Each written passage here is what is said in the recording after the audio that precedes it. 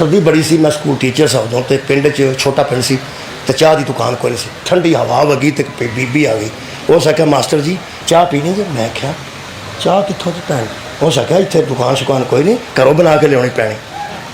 मैं क्या तुहानूं किवें ख्याल है? उस आख्या वाह बड़ी ठंडी वगदी ते साडे निक्के निक्के बच्चों को तुसीं पढ़ांदे हो।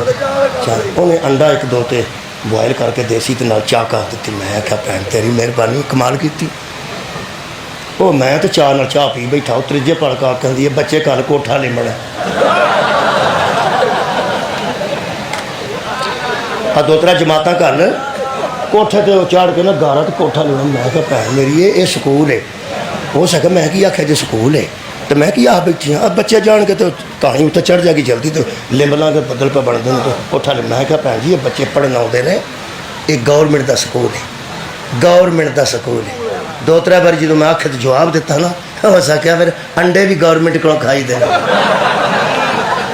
गौरमेंट का स्कूल सारे पिंड के तू अंडे खा छड़े, सारे पिंड के एक दो अंडा होगा। मैं आख्या इस बीबी आखना पूरा साल चावा पींदा इन्हें सारा कुछ। उदों मैं हिसाब लाया है पिछले नबी किसी को कोई शायद लेंदे क्यों नहीं सा।